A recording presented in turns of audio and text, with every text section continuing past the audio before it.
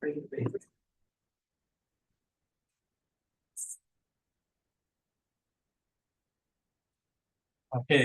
good morning, everyone. Welcome to our April 15th, 2025 regular council meeting. This is held both virtually and in person. The time is 9:30, so I'm going to call the meeting to order. And I'm going to start off with the land acknowledgement. We respectfully acknowledge that the Township of Havelock-Belmont-Methuen is located on the Treaty 20 Mississauga territory of the Mississauga and Chippewa Nations, collectively known as the Williams Treaties First Nation, which includes Curve Lake, Hiawatha, Alderville, Scugog Island, Rama, Beausoleil, and Georgina Island First Nations. The Township of Havelock-Belmont-Methuen respectfully acknowledges that the Williams Treaties First Nations are the stewards and caretakers of the lands and waters in perpetuity, and that they continue to maintain this responsibility to ensure their health and integrity for generations to come. I'm now going to move into a moment of silent reflection for council and staff to quietly reflect on our duties to the community that we represent.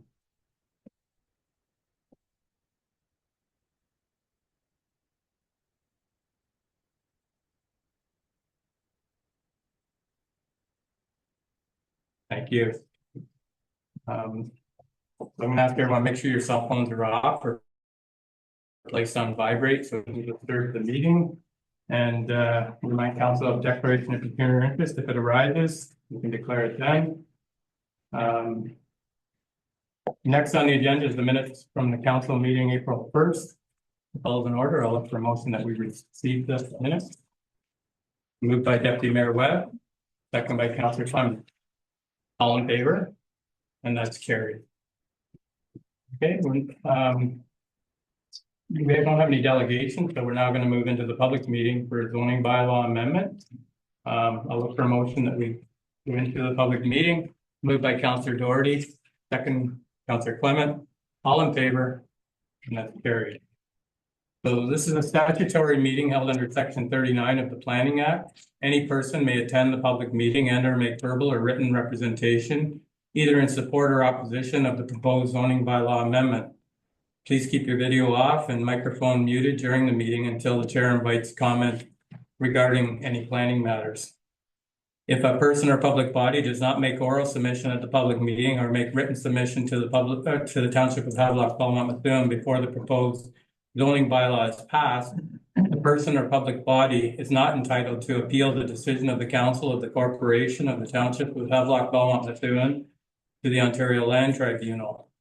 If a person or public body does not make an oral submission at the public meeting or make a written submission to the Township of Havelock-Belmont-Methuen before the proposed zoning bylaw amendment is passed, the person or public body may not be added as a party to the hearing of the appeal before the Ontario Land Tribunal, unless, in the opinion of the tribunal, there are reasonable grounds to add the person or public body as a party. If you wish to be notified of the passing of the zoning bylaw amendment, you must make written requests to the Township of Havelock-Belmont-Methuen. So with that, I'll turn it over to Samantha. I'm just going to pass it over to Alicia, actually. Okay, sorry. Thank you very much. Thank you, Samantha and Mayor Martin, and through you, I'd like to wish council and members of the public a good morning. And yes, today I'm going to be presenting the zoning bylaw amendment application that was submitted by the Township of Havelock-Belmont-Methuen for part of the property, municipally known as 739 Old Norwood Road, which is in the Belmont Ward and identified as part of Lot 5, Concession 9, Roll number 1531-010-001-02600. The purpose and effect of this application today is to present for the consideration of members of the public and of council an application to amend the Township of Havelock-Belmont-Methuen Comprehensive Zoning Bylaw 1995-42 as amended to permit the development of the site with a recreation park and sports fields, which include baseball diamonds, tennis courts, pickleball courts, a dog park, a concession stand, washrooms, and an associated parking lot for the uses. The property itself is 33.2 hectares, which is 82 acres, and The portion of the site that is currently being proposed to be rezoned and developed is 8.5 hectares, which is about 21 acres. And the site is designated rural in the Peterborough County official plan and the township official plan, and is zoned rural zone, open space holding zone, institutional holding zone, and residential type 1 exception holding zone. The lands are zoned this way partly due to a previous approval for a long-term care facility on the site that was planned initially, but though that facility never materialized, and since then the site has sat relatively undeveloped and untouched since. If approved, the proposed application being presented today would result in the land zoned institutional and residential type 1 zone to be zoned open space to support the currently proposed use. A hold is also being proposed as part of this application, which may be lifted following the completion of a stage 2 archaeological assessment. A stage 1 archaeological assessment has already been conducted, and the stage 2 assessment is forthcoming. So following the completion of that and to the satisfaction of council, that hold can be applied for a lift. A land use compatibility study was also conducted in support of the proposed application with respect to the proximity of the site to the township's sewage lagoons. And based on the current and planned operations and works of the facility, the study did confirm that there should be no concerns with locating the recreation park on the site in the location of the site proposed. Pending approval of the zoning bylaw amendment, a site plan control application will also be submitted by the township, and that site plan control application will be informed by a number of technical studies. So a traffic and parking brief, as an example, servicing and stormwater management brief, geotechnical and hydrogeological assessment, and environmental impact assessment, though scoped. And these studies will all assist in locating the proposed uses in the portions of the site that are most suitable. And that's with regard for items such as the elevation, the ground elevation, drainage, soil suitability, and any environmental features that might be located on the site. And some of those studies are already being looked into by staff. So following the review and assessment of this application within the context of the relevant land use planning policies, it is township staff's opinion that the subject application conforms to the growth plan for the Greater Golden Horseshoe. The County of Peterborough official plan, the Township official plan, is consistent with the provincial planning statement and supports the goals of the Township's strategic plan. Public notice was posted on the site and mailed to surrounding property owners in accordance with the requirements of the Planning Act.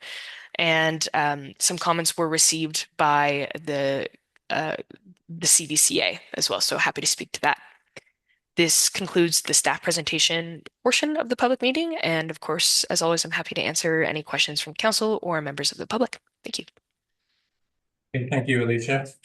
All right, so the next part of this is to going to start off by asking 3 times anybody in opposition of this application, followed by 3 times anybody wishing to speak in favor of the application. So for the first time, is there anybody wishing to speak in opposition of this application? Okay, you can approach the mic and state your name and address.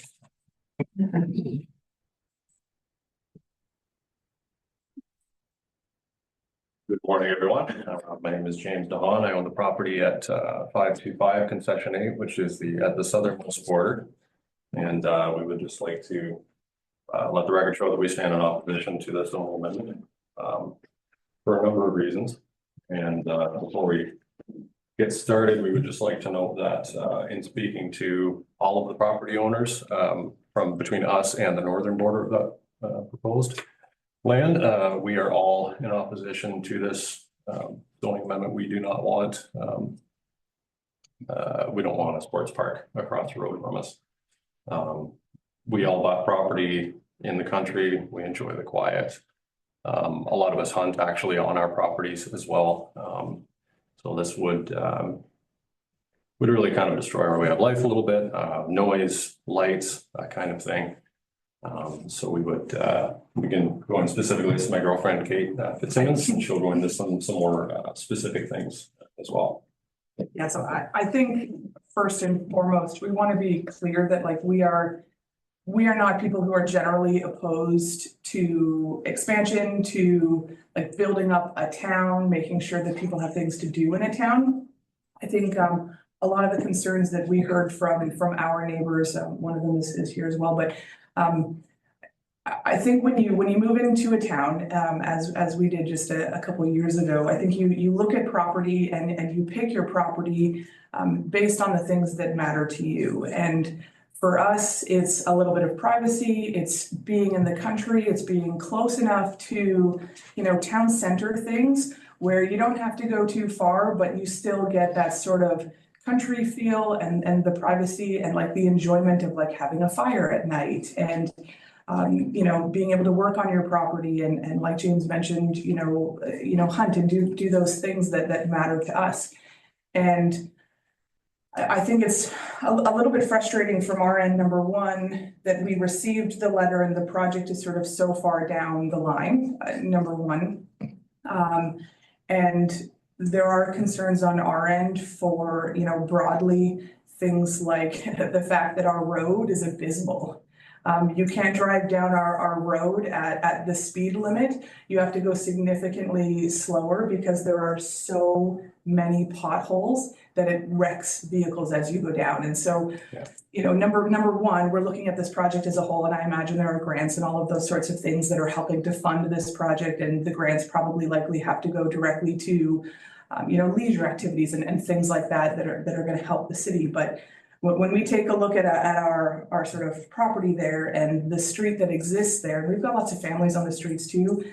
And then we're looking at the road going like, it would be great if we could have the road paved, if there could be regular upkeep of our road so that it's drivable. And so looking at a project like this, knowing that there are other things that need to be done, specifically in the area that we live in, that's one sort of frustration level that we have. Furthermore, I mean, just by the way that we love hearing the frogs at night. We love seeing deer in our backyard. We love seeing them cross the road across the street. A lot of us have pets and things that, sort of live outside, and the idea of bringing in, a sports park, a sports complex, whatever you want to call it, all of those things are going to have to shift for us. And so we're hoping on our end that there is a lot of consideration for what that means for the people who live across the street and live in a country way. We don't, I would say we don't live the same way as someone who lives in the city. Our dog wouldn't roam on our property. If we lived in sort of the city center, you wouldn't have that because you've got neighbors directly beside, right? And so we have to reevaluate if there are houses on the other side of the street, if there is a sports complex with kids around, dogs around, cars around, all of those things are going to have to shift how we sort of live the life that we live right now. And that really is going to have a major impact on, like our dog. It wouldn't be safe if there's other kids and families and all those sorts of things sort of running free. We're going to have to like safeguard the things that we do on our property, to make sure that that's okay, right? More traffic, our sidewalks considered. Like, I think for us, it's understanding the project as a whole, and maybe getting a little bit more information, because it sounds like the project is a lot further along than what exists inside of this letter. And I've been through this process with the city of Quinte West, and so I understand the steps that need to exist before this thing comes to us. I just did it with a 20-acre property that I'm a director of. So I understand what it means when this letter comes to me and it's like, hey, come take part in the meeting. I imagine somebody has submitted something that says, here's a proposed look at where tennis courts would go, right? Like somebody determined the amount of space that would be required. And so I think for us, it's just making sure that you guys understand the impact that it's going to have on the way that we live, the way that our neighbors live, who also have dogs that, again, roam their properties. I think everybody has done a really great job of making sure that each of our lives, the dogs and all that sort of thing, that those things don't intersect. But more people means more traffic, more chaos, more noise, more lights. Yeah. And all of a sudden, the property that we loved because it was quiet and it was dark and it had privacy, that doesn't exist anymore. And that kind of makes us wonder, like, is Havelock the right place for us anymore if that's not the case? And that's just, it's really sad to us because we love it here. We love everything about the town. We love the people in the town. But for us, like picking this spot wasn't to have a sports complex across the street. And that's really ultimately what it comes down to. And personally, I work shift work as well. I'm on nights 2 weeks of the month. I work every other weekend. So for me to choose a property in the country, when it's quiet, I can depend on that being quiet so that I can sleep before I go work a 12-hour shift. That's all going to come to an end if every weekend in the summer there's a big baseball tournament, right? I get home after a 12-hour night shift, try and get some sleep, and there's 400 people basically at the end of my driveway. That really changes how I'm going to be able to sleep and also perform at my job. So, and I know there are a lot of the other folks that live directly across from that live different lives, but we all enjoy the quiet and the actual country atmosphere, right? I can look down my driveway and I see nothing but there's turkeys and deer in the field, stuff like that. And, you know, that wildlife will all be displaced and likely not to return to the area, which affects our ability to hunt on our properties as well. And there's real considerations for the light pollution. Obviously, baseball diamonds and parks like that come with very bright, very high lights, and that will encroach onto our property as well. The noise, the reality of, okay, there's going to be a parking lot, you know, we understand that, but the reality of the situation is on days where there's big tournaments in baseball and whatnot, there will be people trying to park on the road because, you know, if there's 75 spots, you've got the team and the spectators that are currently there, and then you've got the new round coming in, and there's going to be issues with parking. And I personally and the other homeowners there, we don't want people parking on our road or on our property near the road, and inevitably that comes with excess garbage that's being tossed out of car windows and stuff. So we just want to know that that's going to be considered with regards to rezoning this property to have a lot more people in that immediate area. Yeah, is there anything else you want to say? Is it okay for us to ask a couple questions? Is it okay to, like, are you able to share information if you have it available? And some of this we've already talked to with the deputy mayor, but I guess projected timeline. What does that look like as a whole? I know that there's grants expected and things like that. So can you speak a little bit more to what that timeline looks like for our benefits, and so that we can share with our other neighbors that weren't able to attend the meeting today? What, you know, if everything goes exactly as planned by the city, what does that timeline look like? Through you, Mayor. So this process, so I've only been here since about October, so I haven't been able to necessarily speak on the process before. But as of right now, so the zoning bylaw amendment, as Alicia has pointed out, it does include a holding provision to complete an archaeological assessment. So that study itself will take some time. Plus on top of that, we have a site plan control application with a list of studies that Alicia has mentioned. So in terms of even just completing those studies, anticipate maybe about 6 to 8 months, maybe even longer to complete that. Like an EIS scoped in nature does take some time to come out to site, evaluate what is on the property, and go back and do desktop work as well, on top of looking at our other studies that Alicia has listed. So in terms of a site plan control application, and Alicia, maybe you can step in as well, if we anticipate even that being submitted at some point this year, that would be, we would like to at least have that started by this year.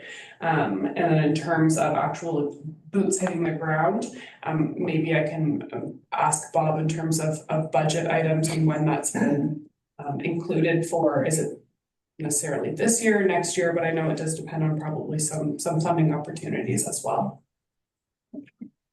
Through you, Mayor Martin. So as council is aware, staff has applied for provincial funding to assist with this development. As of this meeting, we have not heard a response to our application. There is funding in the budget to be discussed, but there is some funding to move forward with this project, but until we get a response from that grant application, there's no work being done there. Okay, and is that something, if you did get the grant and all of the studies went well and everything was moving forward, is there something that notifies us in that process, or is it just that the process starts and we end up seeing sort of dump trucks show up and those things happen? We just want to get an understanding of what that process looks like from the town of Havelock.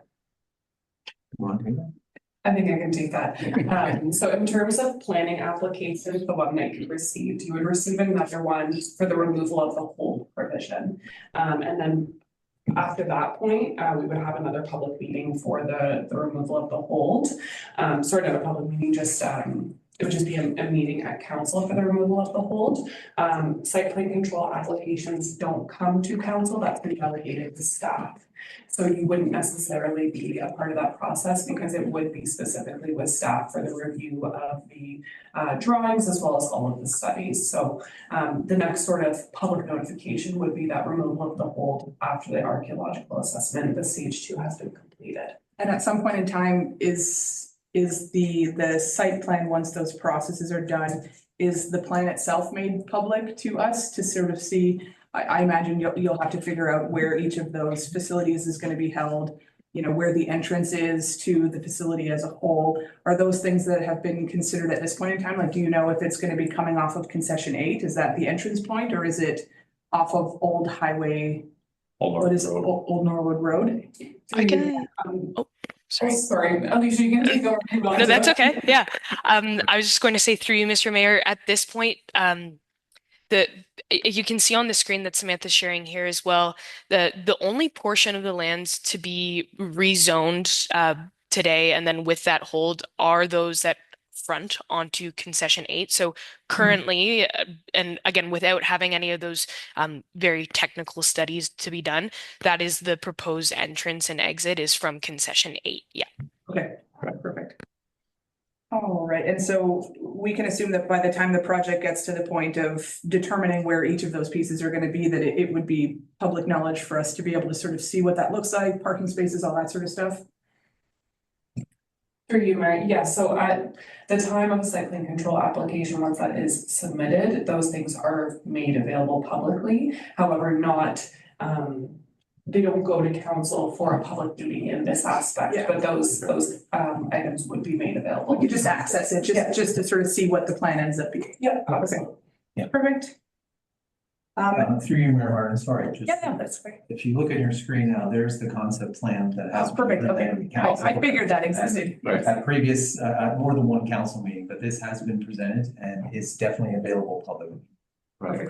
Just out of curiosity, why wasn't that one included in this one that was delivered to us? Was it just not a requirement, or just because this is rezoning and that's the only thing that? So through you, Mayor, sort of what Bob has alluded to, this has been presented in various other council meetings. For the notice, we're just required to include a key map of the area. Certainly I can send this to you. That would be awesome. Sure. Yeah, absolutely. I'd just like to point out too, I'm going to walk over to the screen here. Typically at a baseball diamond, all the lights are here facing home plate, correct? Yeah. So now all of the lights on this site are now facing the property owners.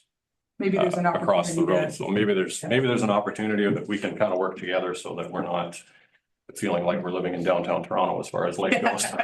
We don't want that. Not going to be appreciated at all, right? So just a thought consideration. Yeah. Part of seeing this was that sort of thing, is to think about the considerations that we hope you guys are taking, and take a look at things like this and say, you know, are there opportunities to finesse so that maybe some of our considerations are put into place when it comes to building out that process. So one other thing I'm seeing too is this proposed entrance here is very close to small rise in that road. And from living on that road, it is impossible to see. It's just at the right angle where you can't see who's coming over the other side. So that may be a consideration as well.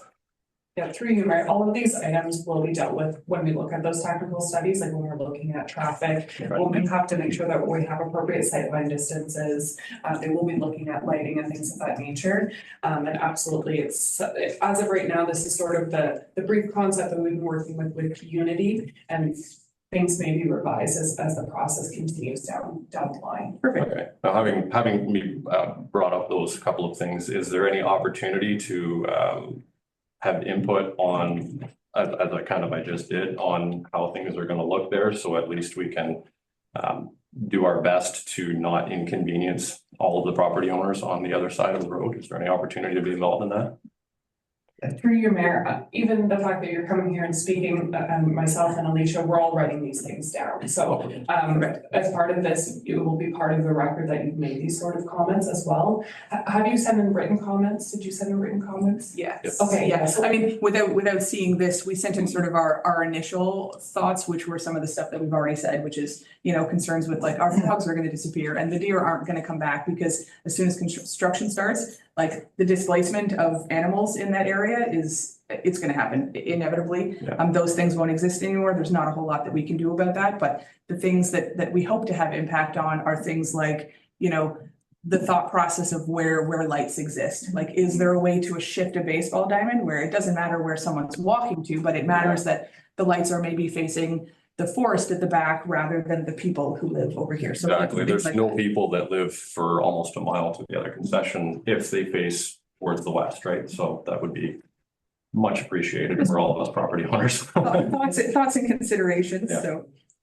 Yeah, through you, Mayor, absolutely. All of these things, that once I send this to you, you can certainly email me back your comments and I will include them in the fact of going through this process. We'll be looking at all of these things, so thank you. Much appreciated. Perfect. I think the other just sort of major one, again, having been through this with the city of Quinte West recently, overflow parking. It is inevitably going to happen. And so I imagine that there is a certain number of parking spots that is required based on the space that it's taking up, based on the concession stand, washrooms, facilities, all of those sorts of things. So, you know, our hope is just that you guys are considering what that means on a country road. People are going to assume that if there's no parking spots to be found, that they park all along the road. And so for us and for our neighbors, walking dogs, kids riding bikes, that's the kind of stuff that we do on our street. And as soon as that overflow parking happens and you've got cars along the sides of the roads, it now forces, you know, kids riding bikes and us walking, you know, dogs and our neighbors walking their dogs as well. It forces you into sort of the center of the road. And so those are just considerations. I don't know if there's anything that can be done for that, but And that road is extremely narrow as it stands, and there's not a lot of room either side. You know, there's ditches and berms on both sides, so there really is not a lot of extra room to put a sidewalk or to widen the road at all. So obviously you're gonna have to look at that in your studies, but yeah, and determine what makes the most sense. But yeah, I think, yeah, I think that's the most of it. Some of our other questions have already been answered as a result of just being presented with more information. So like I said, we appreciate your time. We can appreciate that the city of Havelock wants to grow, wants to bring in more people, wants to make sure that it's sort of a live-in town, that we want people in the city to have things to do. We can appreciate that. We're just hoping that there's some considerations put into place for those who have chosen to live on side roads that are more city center or more rural centric, who appreciate quiet and all those sorts of things. Because definitely if this existed prior to us purchasing a home, we absolutely would not have purchased the home that we currently have. It wouldn't have been something that we did. So, you know, we understand growth. We love growth. We want that to exist in the town of Havelock. So don't get us wrong. We're just, you know, we just wouldn't have picked the spot if we knew this was coming, you know, and I think that's the same for, as we talked about, for a lot of people, right? You purchase a home and not everyone assumes a splash pad is coming or any of those things. But it is what it is. And it sounds like it's already in the process of moving forward. And so we can't do much other than present some of the things that we think about and talk about as neighbors and as members of Havelock, and hope that those things are considered when you guys are finalizing plans and going through that process. Very much. Through you, Mayor Martin, just to Kate and James and your neighbors, please keep an eye on our township website. Yes. All of our staff reports are posted there, so this report is on our website. And if you see anything that you have questions about, feel free to reach out to us and we're happy to help. Awesome. Excellent. Thank you so Thank you very much. much. We appreciate your Appreciate time, your time. guys. Thank you. Thank you. Good question. That's what we're here for. So second time here, is there anybody wishing to speak in opposition of this application? Hearing none. Third time, anybody wishing to speak in opposition? Okay, did you wish to speak at all, or? I think these guys covered. Yeah. Okay. All the questions. All right, that's why I was kind of dragging it out there. Yeah. Okay, all right then. So seeing none, next, is anybody wishing to speak in favor of this application? Second time, anybody wishing to speak in favor? And the third time, anybody wishing to speak in favor? Seeing none, I'm going to open up to council, and just before I do that, I just want to say that this property, when the township bought it, I don't know how many years ago, the intention was to make it the long-term care facility. When we bought the 85 acres, the intentions were for growth at that time. Then we ended up getting the other property that was more suitable for the long-term care. So this property's been in the headlights for a long time as far as something we could do with it to make use of it.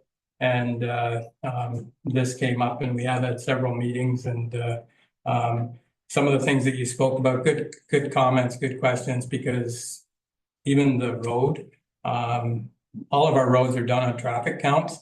If it was upping the traffic counts, it'll probably be a better road than it is today. But the one thing that came out, even when we were doing the long-term care, one of the things we were going to use there was, we've been trying to get traffic lights at Mary Street and Highway 7. And when you talk about traffic, this might help us on traffic counts when they do the traffic study and trying to get something, because we have mentioned that before, even with the new long-term care on Old Norwood Road. It's going to up traffic on Old Norwood Road and Highway 7. We're hoping that that's going to help us in that venture, because that's been going on for longer than we've had this property. But anyways, hopefully we can address all your concerns there moving forward. And I'll open it up to council now if you have any questions, comments. Council, already go ahead. Through you, Mr. Mayor, I believe we have concession A on the budget that was approved this year to redo, so that. Awesome. Yeah, it sounds great. Yeah. Wonderful. We'll tell the neighbors. Okay, Deputy Mayor Webb. Sorry, I'd like to thank James and Kate for the comments. We spoke last week.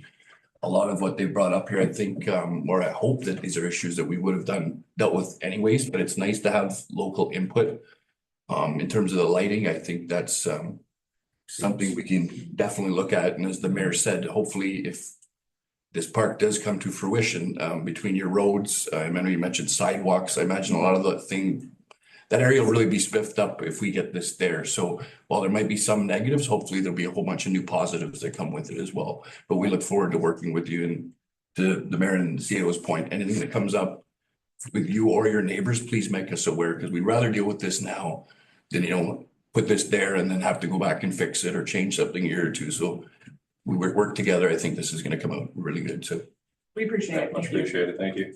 And even the parking issue, we have enough property there that we don't want to run into the same problem we got with our arena, where we, have 400 spaces and 40 parking spots. Yes. There's enough room. We used to have the practice soccer field over there in the top left corner there for quite a few years, Bev. We had a practice soccer field there, so people were using that property for that. And then we just kind of got away from it and went back to the soccer field that we have now. So, are there any other questions?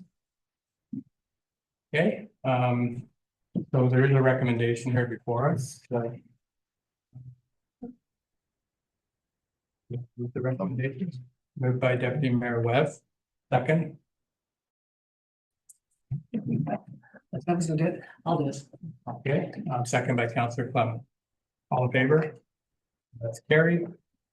Roll for motion that we go out of the public meeting here. Moved by Councillor Clement, second by Councillor Doherty. All in favor? And that's carried.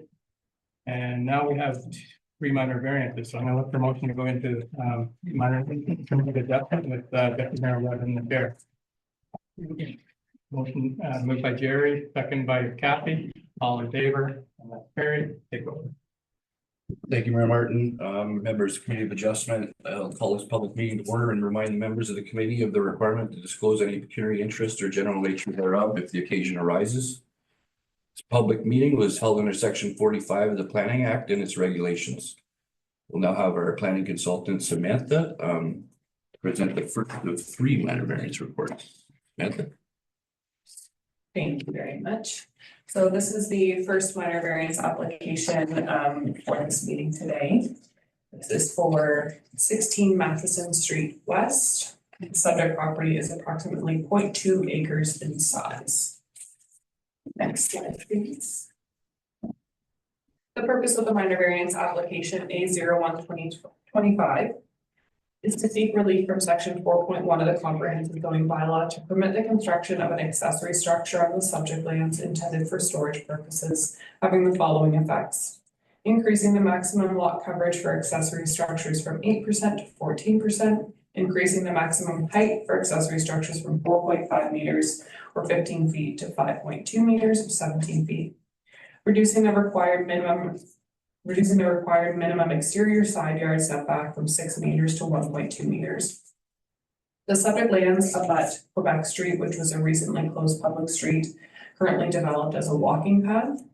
Bylaw 2019-043 passed by council on April 15th, 2019, had the effect of stopping up and closing the lands described as part of Quebec Street Plan 16 in Havelock, being Part 1 on Registered Plan 45R 16776. The zoning bylaw defines the yard or exterior side yard as a side yard immediately adjoining a public road or unopened lands. So if a portion of Quebec Street adjacent to the subject lands is considered an unopened road allowance, relief from the exterior side yard setback is being requested. Next slide, please. As part of the minor variance application, the applicant is requesting to increase the maximum height for accessory structures from 4.5 meters to 5.2 meters. Typically, height is calculated to the midpoint between the peak and the eave. However, the measurement in the application was outlined from grade to the top of peak, as you can see here, rather than to the midpoint. So to ensure that the accessory structure is constructed as per the application, I'm just requesting council to amend the decision to outline that the 5.2 meters for height is actually to the peak and not to the midpoint. I just want to make sure that if somebody were to come in and put in this application that we have the height is 5.2, usually that would go to the midpoint. So I just want to make sure that what is being shown here is going to be reflected in the building permit and not have an adjustment so that the 5.2 meters is to the midpoint, and then they would actually be able to get an increase. So I just want to make sure that the 5.2 is to the peak. The application, there was just a small error in it. I just want to make sure that's reflected in the building permit stage. So as it's seen here would be reflected in the building permit. Next slide, please. So planning staff have reviewed the application in accordance with the applicable planning legislation and policies, including the provincial planning statement, official plan, and the zoning bylaw. Planning staff can confirm that the application is consistent with section 45 subsection 1 of the Planning Act, as the application meets the intent of the official plan, meets the intent of the zoning bylaw, is desirable and appropriate, and is minor in nature. Planning staff can confirm that notice was provided in accordance with the Planning Act. A mail notice was provided to all homeowners within 60 meters of the subject site, and a property sign was posted. As the application meets the 4 tests of a minor variance and conforms to the PPS, it is the recommendation of this report that the application be approved. Happy to answer any questions the council or the public may have. Thank you, Samantha. Is the applicant or agent present with us today? Yes, I'm here. I'm under my husband's Zoom account. I didn't realize till I jumped on the meeting, but I'm Lori Young. Sorry, before you get started, man, can you just say your name? Yep, Janet Lori Young. Thank you. Go by Lori. Go ahead. Did you have any comments or? No, just to say that the pre-consultation process went really well here. I think it's a pretty simple application, and I'm happy to be here to answer any questions that may arise. Thank you very much. We'll begin here. Is there anyone present here today wishing to speak or online wishing to speak in opposition of this application? Second time, anyone present or online wishing to speak in opposition? Third and final time, anyone wishing to speak in opposition of this application? Is there anyone present or online today wishing to speak in favor of this application? Second time, anyone wishing to speak in favor? Third and final time, anyone wishing to speak in favor of the application? Not hearing anything, open up the committee for comments or a motion. Mayor Martin. Yeah, I'd make a motion that application A0125 be approved with all the recommendations listed. We got a motion to approve with recommendations. Do I have a seconder? Councillor Doherty? Comments or questions? If not, all in favor? And that's passed. Thank you very much. Thank you. No problem. Move on to number 2, Samantha Neil Campbell. Yes, so this is minor variance application A0225 for 4 Groves Lane. The subject property is approximately 2.2 acres in size and is located on Jack Lake. Next slide, please.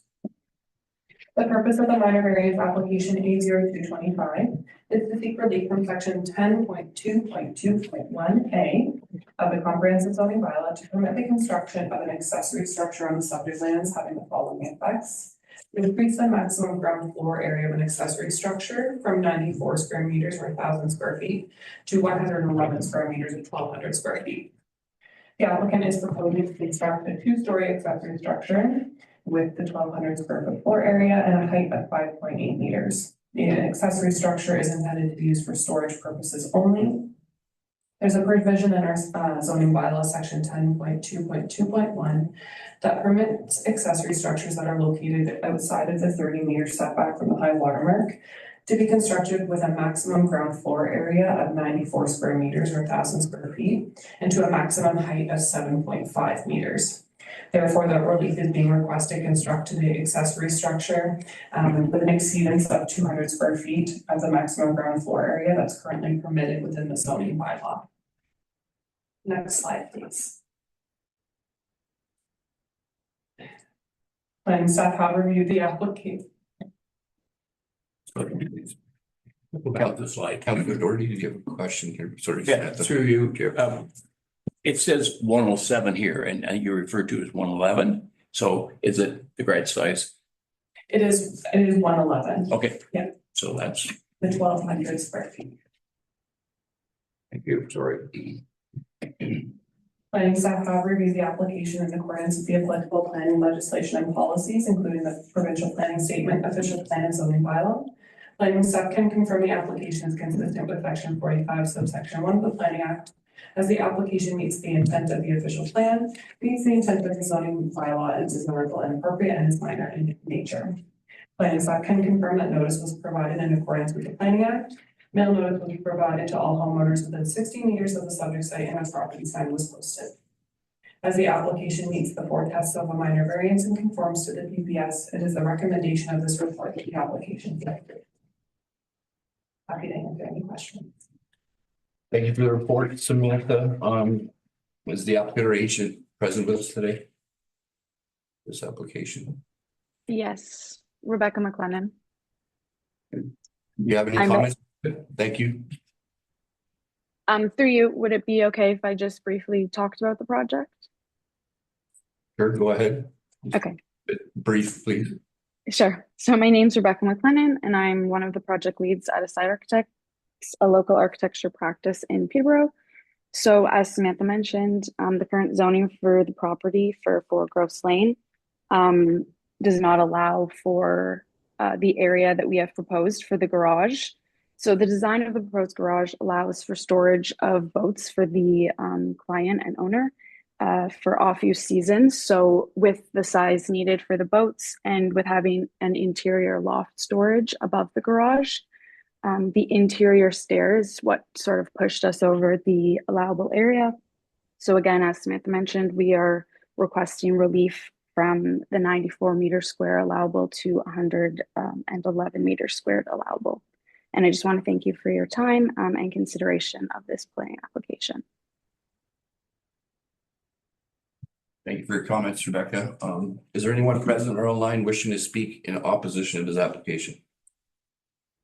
Second time, anyone wishing to speak in opposition? Third and final time, anyone wishing to speak in opposition of this application? Is there anyone present or online wishing to speak in favor of the application? Second time, anyone wishing to speak in favor? Third time, anyone wishing to speak in favor of the application? Hearing none, just the comments from the agent. Open up the floor. Any questions from the member of committee of adjustment?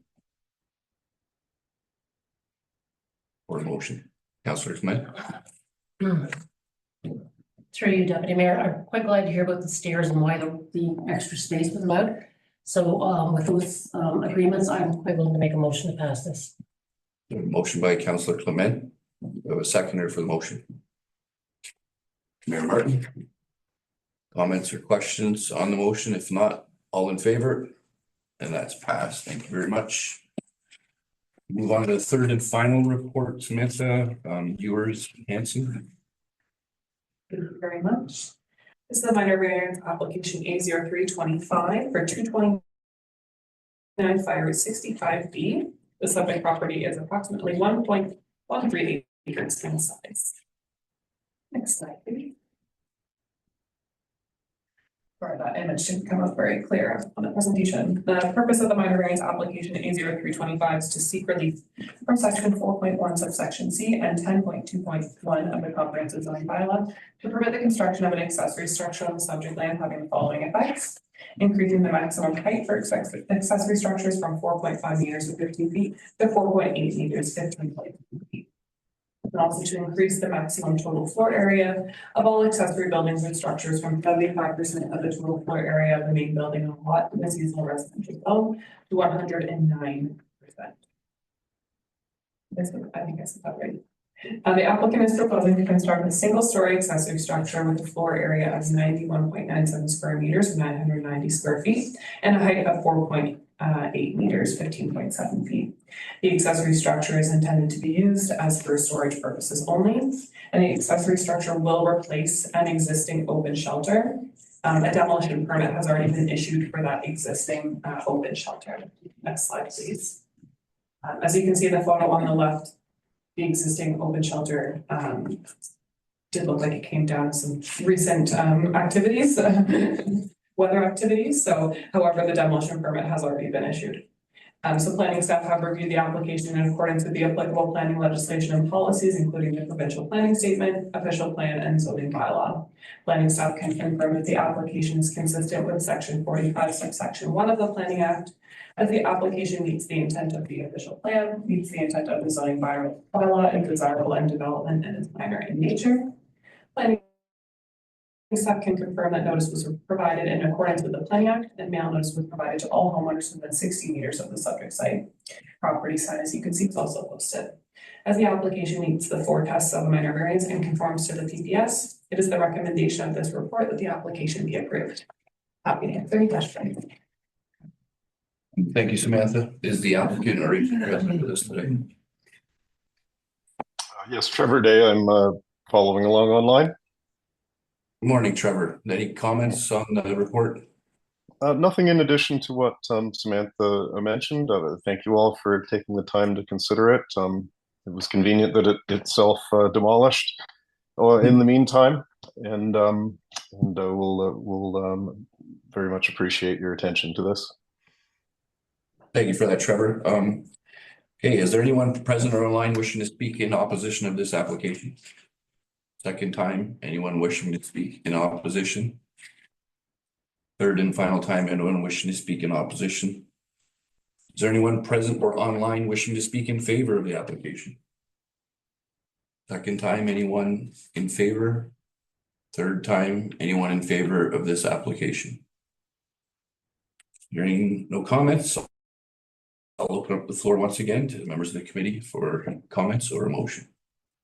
Mayor Martin. Yep, looks like it's going to be an improvement to the property, so I'll move that minor variance application A0325 be approved with all the conditions. So we have a motion to approve with recommendations. I have a seconder for that, Councillor Flagler. Comments or questions? If not, all in favor? And that's passed. Thank you very much. Thank you very much for the report today, Samantha. And I could just get a motion to adjourn the public meeting and return to our regular council meeting. Councillor Clement, Councillor Doherty, all in favor? That's passed. Remember? Okay, thank you. All right, we're not done with the yet, Samantha. We're moving into some planning reports. Thank you. Thank you. So the first planning report here is removal of holding provision 8. Go ahead, Samantha. Through you, Mayor, nothing really further to add on this one. We've seen this application be brought forward in previous meetings, just with the agreements. Now that the agreements have been registered on title, we're looking at removing the whole provision on this property. Right. Deputy Mayor Webb, go ahead. Motion to approve the recommendation. Okay, second by Councillor Doherty. All in favor? And that's carried. Okay, the next item here is another holding provision for Pixel and Renzo. Yes, through you, Mayor. Yes, with this one, we're seeing that I have the agreements as part of this report. So the agreements will be registered on title and that holding provision removed at the same time. Okay. It's council's thoughts here. Mediation is here. I'll make the recommendation. Okay, move the recommendation by Councillor Doherty, second by Councillor Clement. All in favor? And that's carried. Okay, and the last final report here is a merger agreement.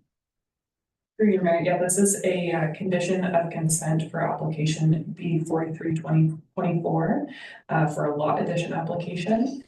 So just looking at approving this merger agreement so that the applicants can finalize their consent application.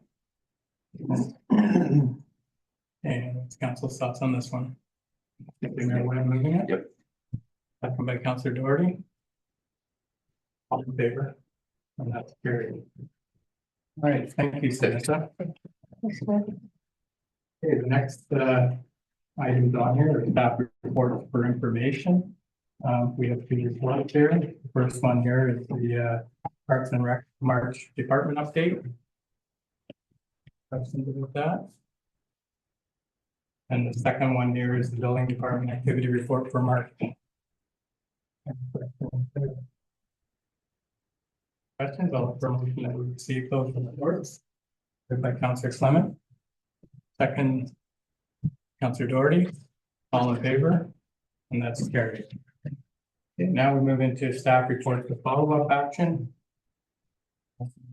First item here is with our treasurer with bailiff services. Final one. There it is. Yeah. Yeah. All right.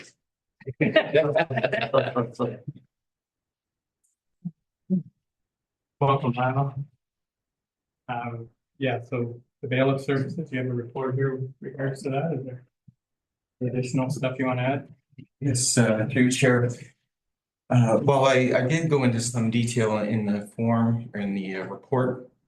I guess in essence, the report is basically looking at further efforts we can make to collect our taxes owing and interest owing.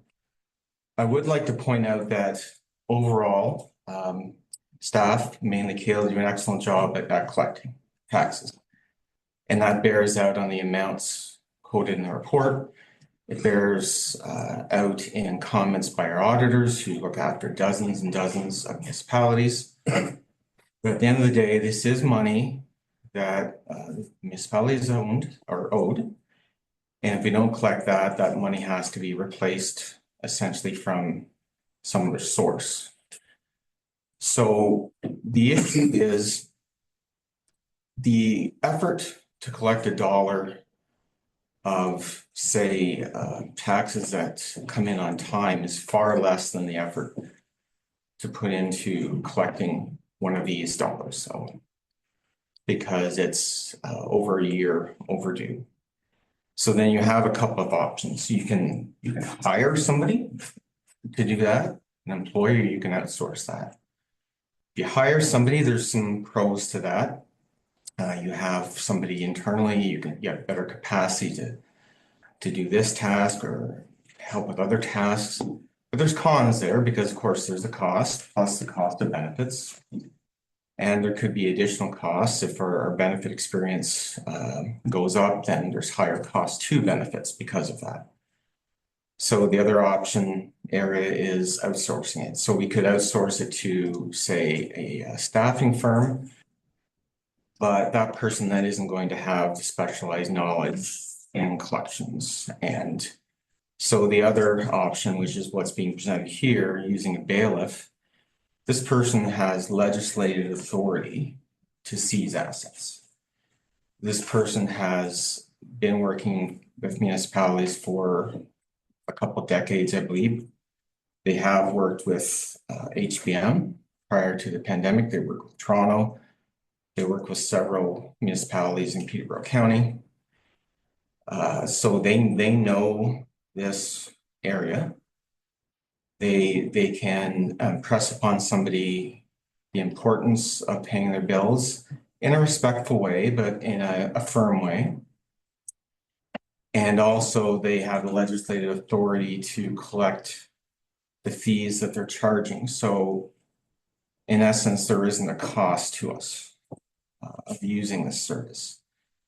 And if they're unsuccessful between 6 months to a year, they say, that's okay, we're done with this. And then we could go to a tax sale if we had to, which I think we all see as a last resort. And so this is a step in between what's been effective in collecting quote normal taxes and a tax sale to make sure that we've done absolutely everything that we can to collect the taxes before we go to the final step of a tax sale, which could still be possible. So I see this as a bit of a three-stage process. Regular collection, we go to a bailiff. If bailiff is not successful, we go to tax sale. And the theory would be we start with, a dozen, 10 to 15 accounts, see how that goes for a little while. And if we're seeing success, we send more in and we get that sort of collection process going. So that's a general sort of reasoning behind this. I'm happy to answer any questions. Thanks, Lionel. Okay, any questions for Lionel? Yeah, just a quick one. I kind of read it in the report, but Lionel, I see in the report it says we put this off during COVID to maybe try and help the public get through the pandemic in terms of financial woes that many people had during those couple of years. Now that we're out of that, and I guess that's probably in your recommendation, it's time to start collecting the money again, right?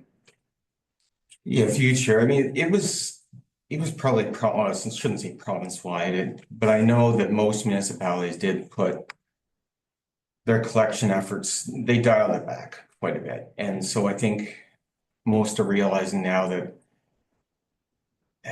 they have to put more effort and more of a concerted effort into getting these amounts, because we have to, this is another reason why this is a good idea to do. Legally, we have to submit our money to the province and to the county when we bill. Now, if people aren't paying us, we've technically already sent that money to the county, to the province. So it's in our best interest because we essentially had to already send it away to get it. Now, if we have to write off an amount for whatever reason, I think that should be extremely rare. But if we have to write that amount off, then that gets taken off any further remittances to the county or to the province. But yeah, it's time. Thank you. Oh, sorry. Oh. I was just gonna make a motion, but if you got a comment, I'll make a motion to approve the recommendation. Through you, Mayor, it sounds like that we had a policy in place before. Yeah. And what is that policy? Like, is it that based on years, like what stage? Because I assume that Kim will continue on with her collection procedure. And then at that time, we flip it over. So is there anything in the policy to say when that happens? Future, there isn't actually anything rigid in terms of when it gets sent. Sometimes it could be a bit more of an art than a science.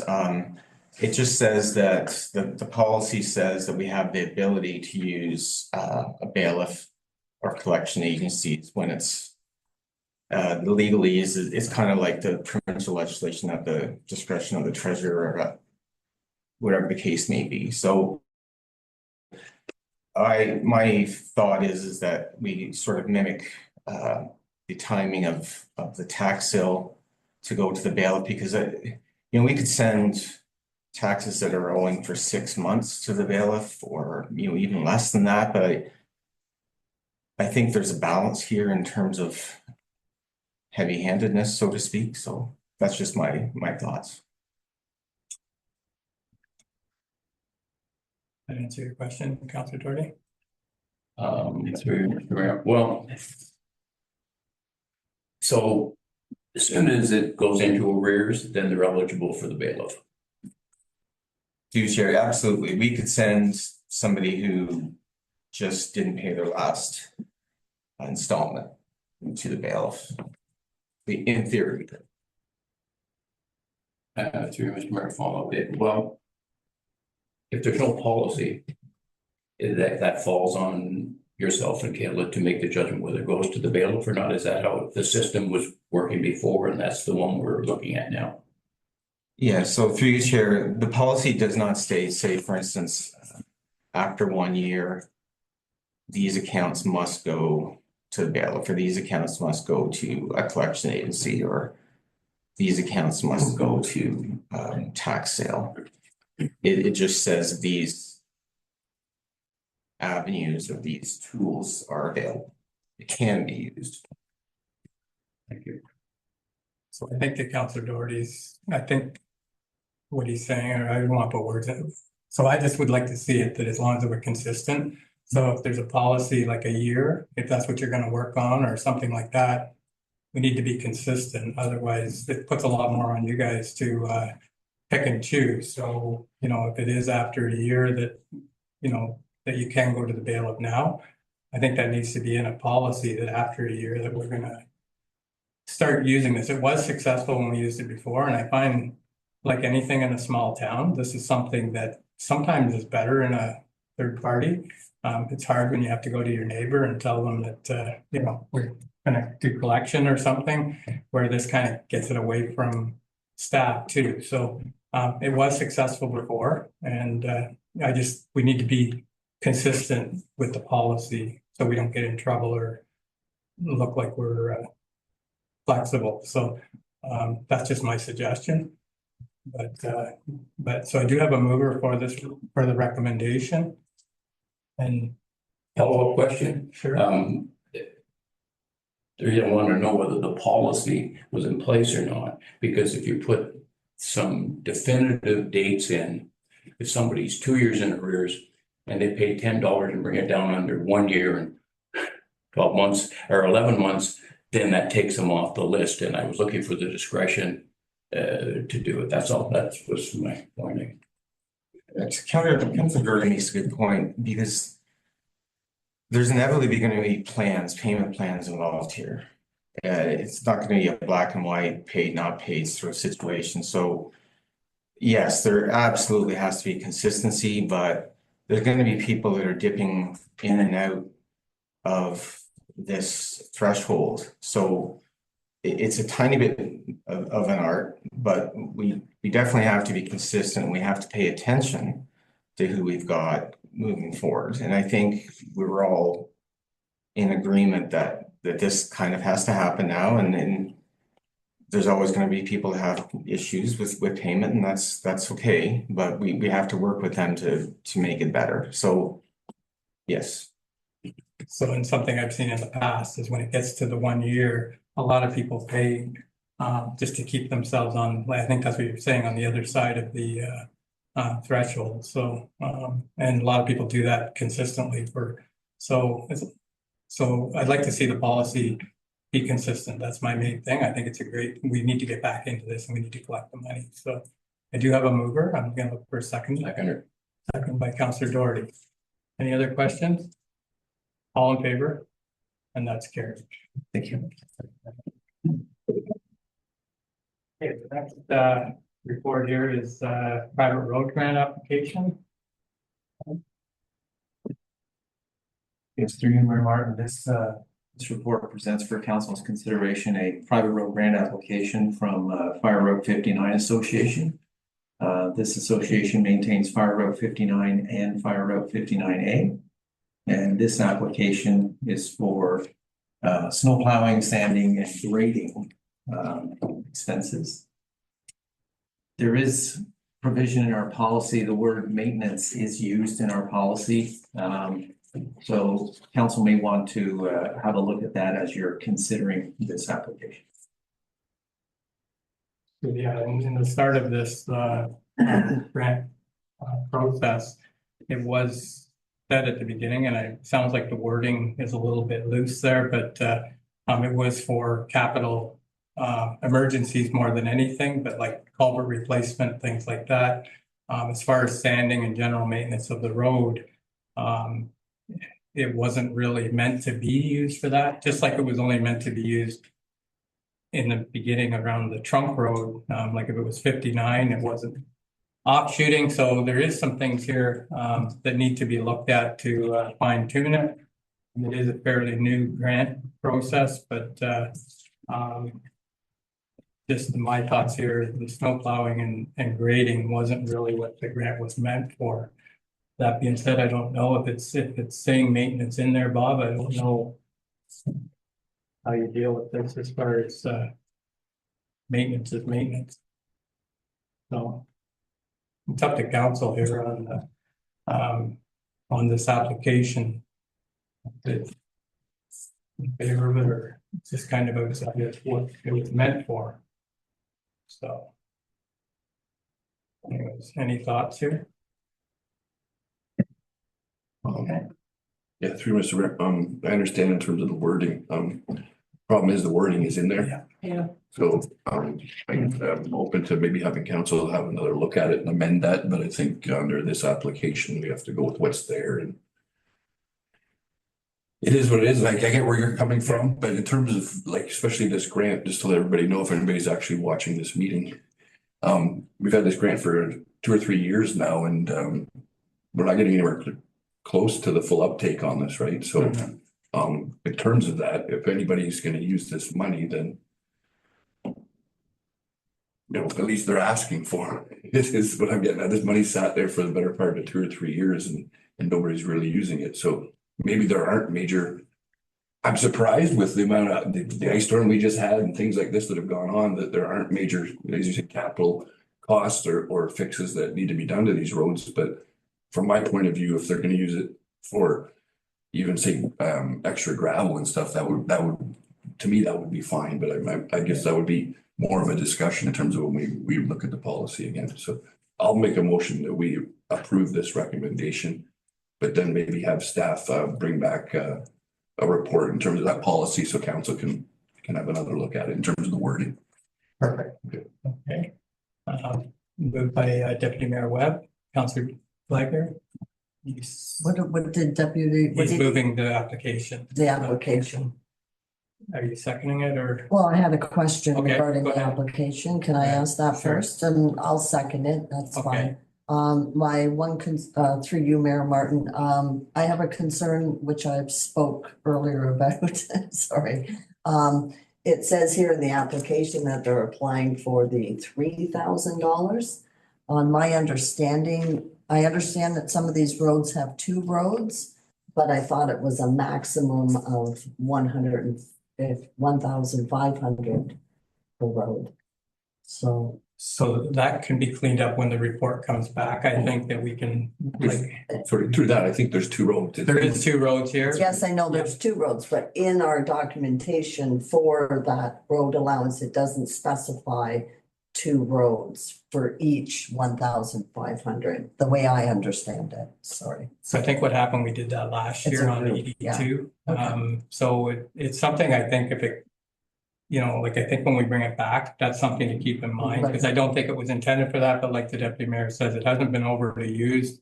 Yeah. And but it needs some cleaning up or relooked at. I have mentioned it in my letters to the lake associations for their AGMs that these grants are there. We'll see if they're used this year. And then we'll go from there. This will be a budget. This is a budget thing every year, so we can decide on, you know, how we proceed with them. But to clean up the wording, I think that's good. It's part of the motion. And if you're seconding that, I'll, Okay. Councillor Doherty, do you want to speak to the motion? Yeah, through you, Mr. Mayor, I don't have a problem with the motion and approving it, as long as there's a caveat, is that we are going to be looking at amending the policy to take out snow plowing and sanding as part of it in the future, because it's there, and we can tidy it up, as we mentioned, as we've been doing since the policy was implemented. So, yeah. Yeah, okay, thank you. Any other comments? All in favor of the motion? And that's carried. Here. Okay, next item, cemetery board advertisement. This is there has been a space opened up on the cemetery board, so this would be an advertisement to replace Ron Rose stepping down from the cemetery board, and we're gonna look for somebody else to fill that position. So Deputy Mayor Webb, second by Councillor Doherty. The recommendation, all in favor? And that's carried. Okay, and the next item here is the use of space on 16 George Street. Councillor Clement. Through you, Mayor Martin, I'd like option 1 to be closed. And so option 1 is that the property having legal description of plan 12-185, having the roll number 15-31-020 002 06400, and a municipal address, the village of 16 George Street West, used for staging equipment for QBT and during the reconstruction of George Street. And then further, that the future use of the property be determined following the completion of the reconstruction. So Councillor Clement is moving that. Second by Councillor or Deputy Mayor Webb. Questions? Through you, Mr. Mayor. In what stage, what are they going to be doing to the lot, number 1? And how are they going to leave it when they're done? Is that something that we should think about? And quite frankly, I don't think we should be tied to making a decision following the construction of George Street is what we're doing with the property. That's the futuristic decision in my view, but that's just what. Okay. Peter, you can clear up what the property be used for and what the Good morning, Mayor, members of council. To Councillor Doherty's question on the use of it is going to be for storage of equipment, their office trailer, workspace. I spoke with them just yesterday about the how it will be left and explained that it's coming to council today. And they said they'd work with us whichever way. They'll put it right back to the way it was, or work with us whichever option. So they're very easy. They're glad to be able to use the space. They're gonna put all that wood back. Well, so that is the thing there. I mean, it's fine that they're going to, and they might, and they're going to consider, but so they just going to work in and start taking stuff. Like what control do we have over them when they go in, and what are you going to have when they're done? And do we need something in writing for that? I guess that's my point. I guess I would prefer they not change their mind a little bit later on. That's all. Well, through you, Mayor Burton, they will, if the decision is option 1 and it remains the same, they will obviously clean it up so they can use it during construction, but they will bring it back to the topsoil grass as it is now. And that's so it's gonna have water and sewer, like the laterals will be in there under the sidewalk already, because they're there now, I think, right? Like, so there was a house, no, there wasn't a house on there, but this, anyways, so those things will be in there one way or the other, because if we do decide to sell it, We don't want to have to dig up the sidewalk and all that again. Also, through you, Mayor Martin, speaking with Jewel and QBT yesterday, there's that serviced right now for residential. Okay. There was a discussion if the size of the property, if it was just going to be a single house or it was going to be a larger building, if they would require upsizing services. So that was the discussion to think about.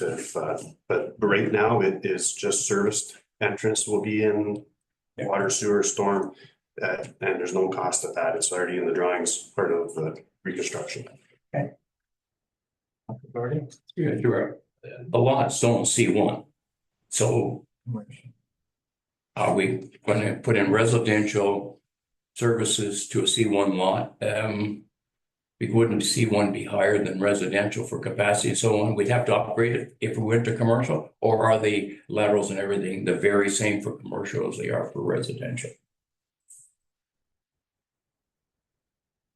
For you, Mayor Martin, I think it would depend on what was going to be put in there for use. If it's more volume, like the size of the water service line going in, you know, the sanitary line coming out. So depending on what was putting in, but it was a recommendation that you would be able to service whatever went in there.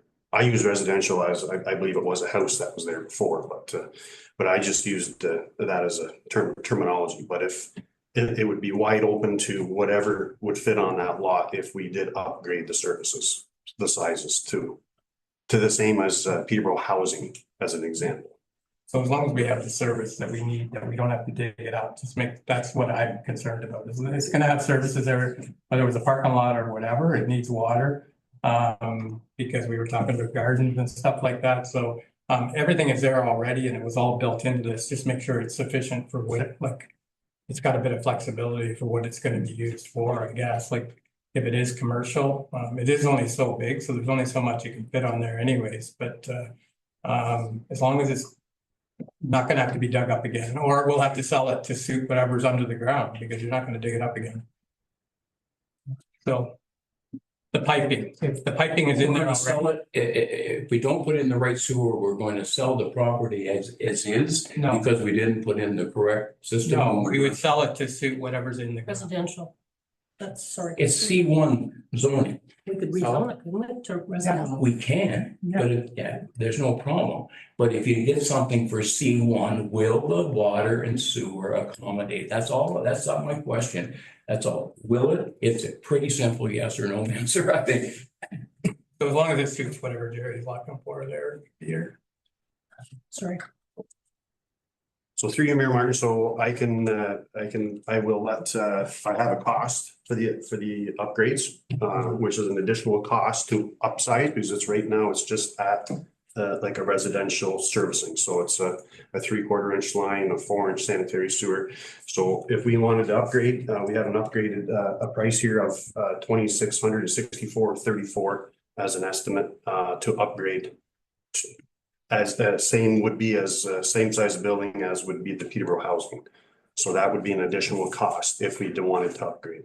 So it'd be a 2-inch water service line, etc. Yeah, go ahead. There's one question, Peter, through you, Mayor Martin.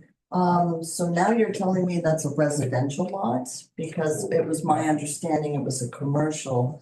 The whole George Street is commercial, so why would there be residential coming out of our pipes? Yeah, so through you, Mayor Martin, no, that was my mistake. I used the term residential. I just, as an example of the size of the services that are going to the lot. Right, so right now that is a commercial lot, so it should be commercial piping coming out of there. Yes, and through you, Mayor Martin, some of the commercial buildings only require the same size of as a residential. There might only have a 1 toilet and 1 sink, you know, as an example, so. Thank you, Peter. So do you think the motion, is it possible if the motion had in there that we bring it up to, so it allows us more flexibility, because if it's better to be too big than not big enough. Yes. So maybe if the motion had in there that we allow, and I don't know where we get the money from, but we allow for the extra to make it a commercial property, and then we can worry about that. I just don't want to dig the sidewalks up in the road after it's done. So as long as we've covered everything for $3,000, you know, it's a lot cheaper than doing it after. So if that was included in the motion, that would help. I don't know, the seconder think of that, but Councillor Doherty? When we issued the tender, they would have looked at the street and the zoning of each property.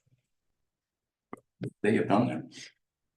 Yes, through you, Mayor Martin, yes. Okay, so why would we end up with a residential cost on a commercial lot and now have to upgrade it if they were putting the job based on the zoning of it? That's. Yeah, so through you, Mayor Martin, I think the best way I can explain it is, if they're replacing what is existing that is there, and it was their recommendation, or they wanted us to be aware, if something does go in there bigger, this is the time to upsize the utilities. So they're, in the plan, they're just replacing what was existing with a 3/4 inch copper line and a 4-inch sanitary sewer line. But again, so this is, right now it's included, but if we want to upgrade to allow for a larger building or a larger, more accommodation, that was the discussion yesterday. Like you say, a commercial property can use that. Just because it says residential, it would just be a smaller commercial building that went in there. It would have to be to suit what's in the ground. So we could just cover that by upgrading it ourselves so we can allow more uses. But Councillor Doherty, speak to the motion. I'm still confused as to the pricing of it. That's all. You said it, they priced it for what was already there.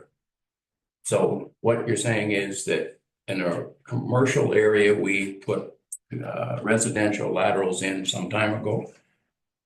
Add that, if I'm hearing that right, Peter, I'm not sure. Sorry, through you, Mayor Martin, please ask your question again. I'm not just. Okay, it's a vacant lot. Yeah. And you said what they have is they're replacing the services that are already there to the vacant lot. Yes. So were the vacant lot services residential or commercial? Through you, Mayor Martin, right now they are at a residential size. They're a 3/4 inch line and a 4-inch sanitary sewer lateral. So yeah, and they're adding the storm as well. So there's 3 services going to the property, but that is what is existing right now.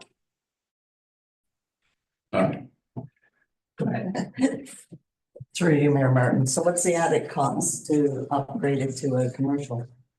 Well, through you, Mayor Martin, I have $2,664.34 plus the HST for an additional cost to upsize to allow whatever size of building facilities to be installed. Thank you, Peter. Through you, Mayor Martin, so could I amend my proposal that we go ahead with option 1, but we include the $2,600 for the bigger size, and then we could probably recoup that at selling time? That would Yes. be my recommendation, but Thank you. it's up to the seconder. Yeah, I'm okay with that. General, I don't know, we can go ahead and move the motion. I just have a question about, we started off with the parking lot and what was gonna be done in the parking lot here, and we've got it into sewers, but sorry. So we've talked with QBT or whoever, when are they gonna start cleaning that up? Like, do we have a time frame in terms of when that's gonna be, like the trees and whatnot, and the grass and all that's gonna be cleared and it's gonna be turned into an actual parking lot? So through you, Mayor, no, I do not have an exact date or time yet. They are in town now and getting set up, doing some surveying and signs, probably hopefully do some retaining wall work and some just a update scope. So they're working on the retaining wall removal first, then hooking up the temporary waters. But that's starting from Victoria and coming to working towards Oak Street. So that's been the main discussion. So I don't have an actual update on when that lot is going to be started to be cleaned up. No. I suggest it would be sooner rather than later, because I think the reason we got into this, I don't speak personally, the reason I want that property there is so that we didn't run into a situation last year where we had kind of, part of the arena parking lot with trailers and everything else stuck down there. So that being said, we've got that there. To me, like I said, that should be one of the first things they should be clearing so that when they move their trailers and everything else in, it goes in there and it's not on Oak Street or Quebec Street or other places, right? So we had those discussions with them in terms of, you know, that's where we would like. Yeah, so things to be stored. through you, Mayor Martin, very good question, and we will have those discussions in when we get into our pre-construction meetings. We haven't had that discussion as of yet on where their stuff will be placed and detours and school buses and traffic flow for the school. So, but that'll be coming in the next week and a half. Okay, I would suggest to them that, as I said, next time you speak with them, maybe you suggested they get going on that because, and just say just what I just said there in terms of, I don't think council's real happy is gonna be real happy if you start dropping trailers on side streets and whatnot, like everything should be on that lot, so, yeah. Okay. All right. Through you, Mr. Mayor, we're also less excited about not having a plan for the school bus and traffic prior to the construction as opposed to after the construction started, to your point, Deputy Mayor, because we should know. Yeah. Yes, through you, Mayor Martin. Yes, and that's what will be discussed in social media and we'll have that advertised very well before we actually get into the construction. Okay, so I have a mover and a seconder with the upgrade. Go ahead, Beth. Through you, Mayor Martin, could you please read the option, the one that we're voting on? Or whatever the motion was? Option one. Changed. The whole thing. So it's option one with the increased water service. $2,600. That's the only option put in there? Yeah.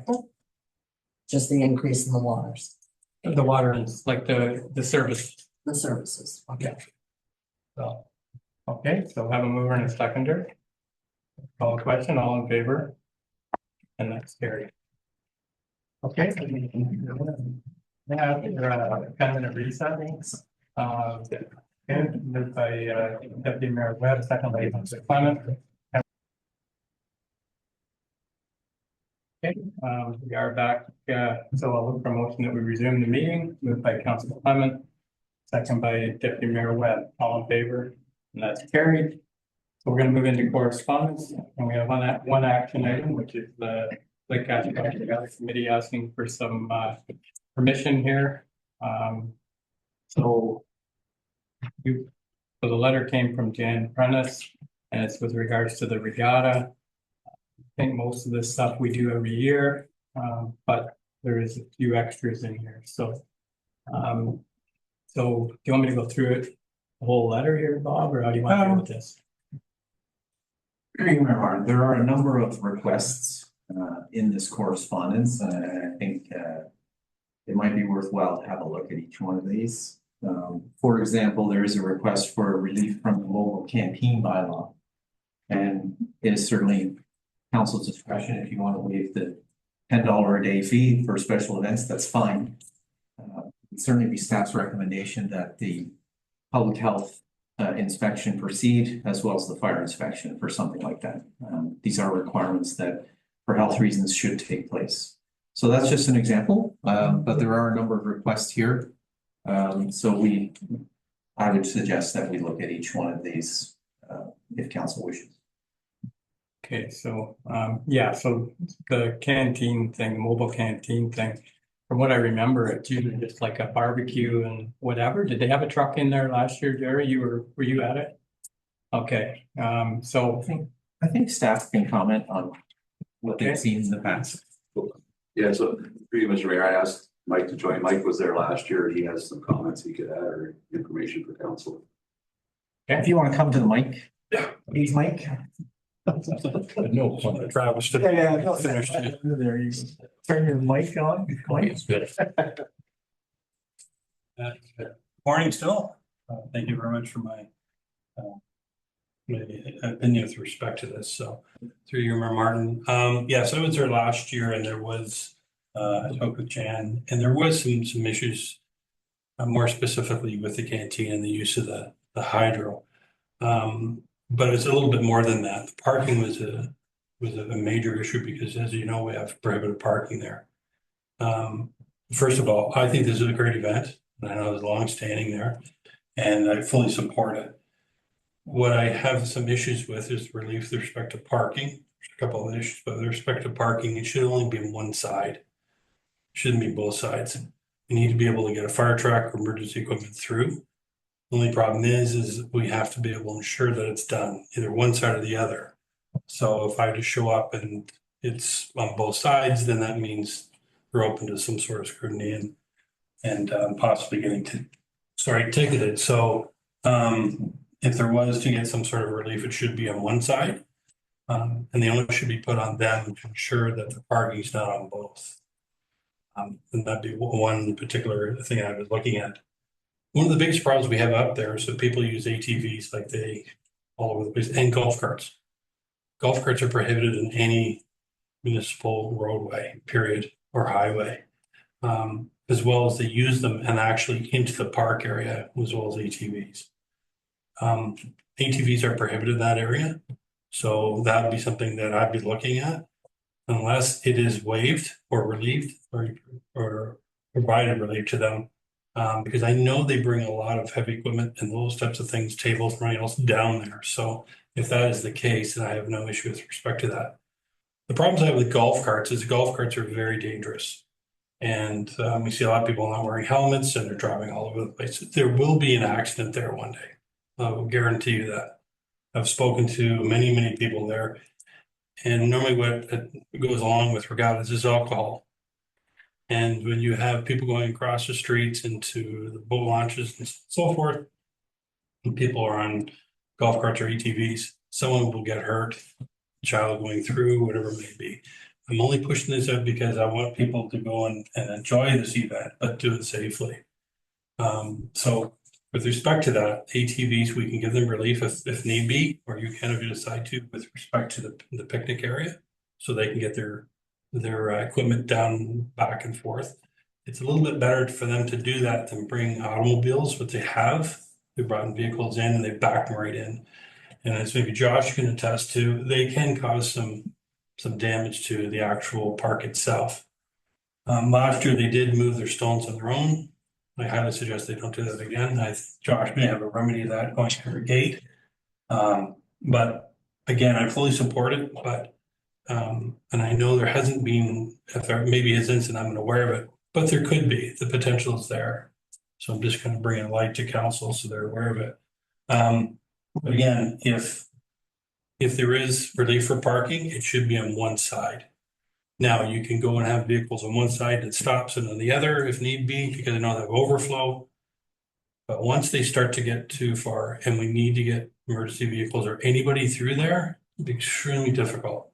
And then we'll open for scrutiny why we permitted that use for it. So I would suggest only one side, and then put the onus back on the organizers to ensure that there are people there that don't park. It shouldn't be someone like myself sitting there and telling you not to park there. So, but again, I fully support it, and I think it's obviously it's a great event and very popular there. So these are certain things I think should be institutionalized, and then moving forward, every time it comes back to council, they should be then reflected the same as they are this year. I was kind of surprised last year when I had no idea the event, which is fine, but it seemed to, we can do this, we can put these different, and I think what happened was they were given some sort of relief, but it got a little too far. And so when I went through, I had difficulty in my truck getting through. But with that being said, there are some suggestions that I have for the consideration of council. But again, I fully support the regatta. Okay. What's that? We can bring a report back to our next meeting. Yeah. Bring it. We're gonna deal with it today, though. Like, I think it's most of this stuff can be dealt with, though, like as far as like the no parking, like we can get a report to come back, but I think most of what you're saying is reasonable. It is a big event. It's been going on for years. There's been a lot of stuff happened over the years that, you know, probably shouldn't have, whether it was a backhoe grooming the beach and things like that. ATVs are allowed on the road. They're just not allowed in the park area. Golf carts aren't allowed anywhere. So that being said, the canteen, I think if we're saying that today, that they have the inspection done there, as long as they're aware that this report's coming, but I think I fully support what you're saying. Parking on one side of the road is common sense, and if they could appoint someone back there to make sure that that's happening, to keep an eye, because I know the area you're talking about, it's hard because the boat launch is there too. So some people aren't even coming to the regatta, they're coming for launching their boat, and it just causes more trouble. But those types of things we do from out of memory. You know, try and relieve a little bit of these things that we have is around that beach. And I think whatever we can do to work with them, that's our job here. So none of this is, you know, out of the ordinary. It's just we do need to tighten it up a little bit. And I think what you're saying, it could come back in a report, or we can deal with it today. With council's thoughts here. Because they're trying to probably move on with this planning, but Mr. Mayor, yeah, what we can deal with today, I think we should deal with. I don't know if there's items that need more time. For myself, I think I'm ready to move on most of these things. The one question I had around this was, sorry, what was it? Number 4, dispose of garbage. I'm sorry, that wasn't even it. No, I thought there was a request for an outhouse, so 6. Yes. Just in terms of being consistent, do we do that for other regattas? Do we do that for the Belmont Lake Regatta? Do we do that for? Through you, Mayor Martin, the request for the 2 extra units is solely for Kosh. They've done that for a number of years. We don't do that for anybody else, but they've never asked for it either. So we have the outhouses there already. Like years ago, I don't remember an outhouse other than the one we have at the boat launch. We do have one there anyways, right? Right. So to Mayor Martin, they still ask for 2 units to be dropped off at Randy's for the Sunday. Oh, for the skiing. Okay. Oh, okay. Didn't know that. So I'm just bringing that up in terms of, I don't know how you want to move on it. I guess I have an understanding we've been doing this for a number of years, so I don't know if it's something you'd want to change, but moving forward, we probably should look at maybe doing the same for other lakes, right? Or at least making them aware we're doing it, so. That's it. So everything there, like, I think as long as they're aware that there will be a report coming back, but I think we can work with most of the things that they're, the outhouses. I had no idea we were doing that back on that side. For the skiing, they have skiing on Sunday, so I had no idea that we were doing that. You know, and if we continue to do that, I guess that can come in as a separate thing. Sorry, and I apologize for having this. Do we have an outhouse back at Mile of Memories? Through Mayor Martin, yes, we do. Year round it sits there? For the season. For the summer? That's right. And then at Kosh, you have 1 or 2 at Kosh? So at Kosh, they have 2 units up by the library that have holding tanks. They're a permanent structure, and then we have one for the parking lot. Okay, thank you. Thank you, Justin.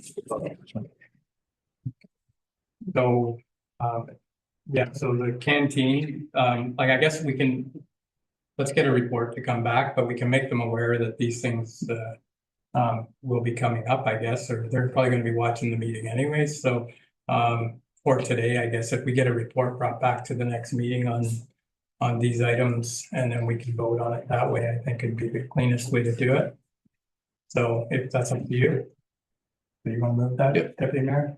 Moved by Deputy Mayor Webb that we get a report brought back with these items individually. There's a second for that. Second by Councillor Clement. Any questions around that? All in favor? And that's carried. Okay, thanks, Mike. Okay, so we have a couple of items for information. The first item here is the EPA with regard to the George Street revitalization. And AJ Hudson, I think it's from the Development Committee. There's 2 things there. Did you want to speak to that at all, Art? Yeah, through you, Mr. Mayor. Yeah, just want to make council aware.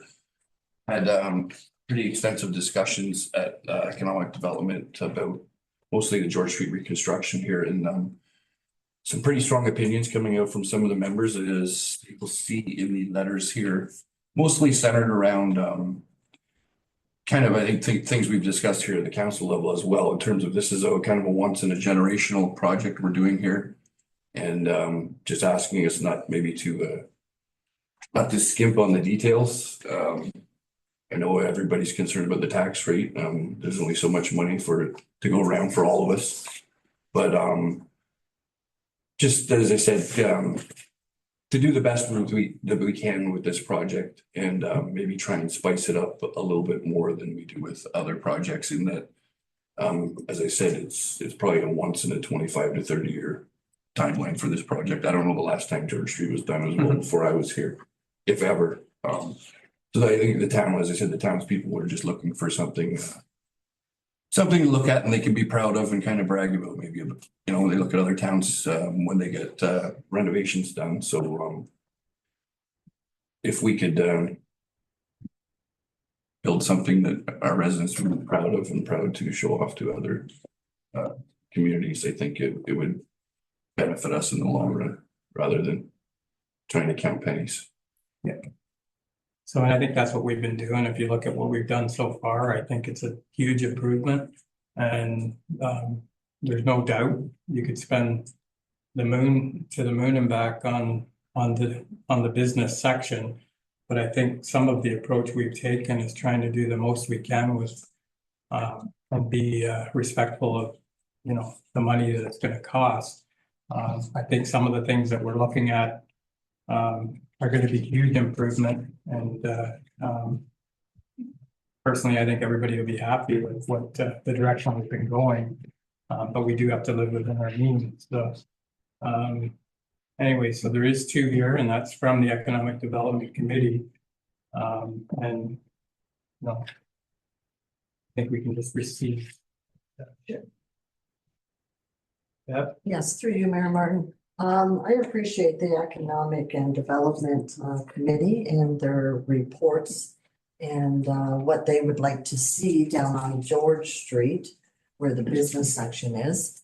I'm curious, do we have business owners down in that section wanting these wires underground? Because I understand that it is a cost for the business as well as the township in order to incorporate that. So I was just curious if we have business owners that are down on George Street pushing for us to put the wires underneath.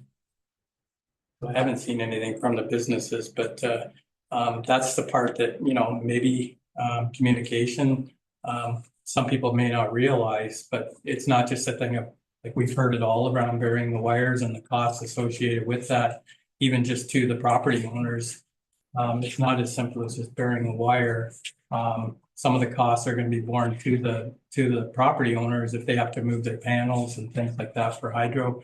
So that's the stuff that, as a council, we have to look at, and we have to listen to everyone. And like I say, both these letters are very similar, and I think we're all on the same page as far as trying to do the best we can there. This is a once, like LeBron always talked about the hitching posts on George Street for the horses. They're probably still there. Like you say, Hart, there's been nothing done on it. It's long overdue, but it's and that's probably why it's costing so much money as far as all the surprises that keep coming up. But anyways, I think, you know, I appreciate these letters, and for today, it would be receiving the letters and you know, keeping them. But Jerry? Through Mr. Mayor, I appreciate the letters and the Economic Development Committee's work, but I guess the question, because these are dated March 31st and April 1st, I wasn't sure just exactly when we had the meeting with Ontario Hydro about burying them, because I know they allude to the fact that there is cost. Like, are they aware of what that actual cost is, what Hydro's portion is, and what ours is? And then I think the good point is the business owners, are they aware? I think maybe it's communication and giving them to know a little bit more. I don't know whether they knew that or not. Deputy Mayor. Yes, I believe through Mr. Mayor, Councilor Doherty, I believe that our last economic development meeting was after our meeting with Hydro. And they, I know we did have a discussion about that. I tried to make them aware of what we were told by Hydro in terms of probably not gonna have all of them buried. Kind of went into maybe the options that Hydro had run through us with the new poles on the north side and then the kind of street lighting on the south side. So they're pretty aware that they're not gonna get fully what they're asking for in these letters. As I said, these letters I think were written either before then or shortly after then, but just further to their comments, as I said, it's more of let's just do the best we can with what's here in terms of, you know, as I said, it's a once in a, I keep saying it's a once in a generational thing, but if this was something we were gonna do every 2 or 3 years or every 5 years, like a road, then, you know, there wouldn't be maybe as much impetus to go kind of maybe a little bit over the top with what we're gonna do here. But as I said, just, I don't know, I'm kind of talking in circles here. As I said, the guys on the committee are aware that they're probably not gonna get everything they've asked for in those letters, but they would just like us to work towards, you know, doing the best we can so that we don't get into kind of, like the mayor brought up before, just with little things like the water hook up there. Let's get this kind of stuff done now, so we're not down cutting up the road, whether it be putting in new water lines or new hydro lines or whatever, 4 or 5 years from now, after the, you know, we could have that done now, so. And I don't know, that's not very clear, I apologize. We did. No, I understand what you're saying, but if the economic development people, what, you know, 8 or 9 or whoever committee will know, but does everybody know what the result of the hydro inspection, what it entailed, what the costs are, and then is that hit the media, social media, and same with the business owners, are they cognizant of the fact? Because I'm not sure whether we do remember when we wanted to hook up the sewer system, we approved and then decided later not to. So is this going to be the same idea? That's all I want. If let's get it out there, because a lot of the folks are in this morning. I mean, we think we're getting it out on social media. It's not, and I don't know how to improve that. So yeah, through you, Mr. Mayor, that was brought up. They were made aware of that in terms of, I believe, I don't know what it was, a couple thousand for the extra hookups to the building over here. And thank you for bringing it up. But that was the example we got into, was that it's a similar situation that we went to with the water on George Street. So once that was brought up, I think there was an understanding there of maybe that was a road that they didn't want to go down, because they were well aware of the cost of redoing George Street in terms of the water hookups. And I think that once they were made aware of it would be similar cost for doing the hydro, they reconsidered and maybe didn't want to pass that on to the private business owners, right? So, but thank you for bringing that up. So for today, I think like economic development is an advisory committee, we're council, so they're just advising us what they would like to see.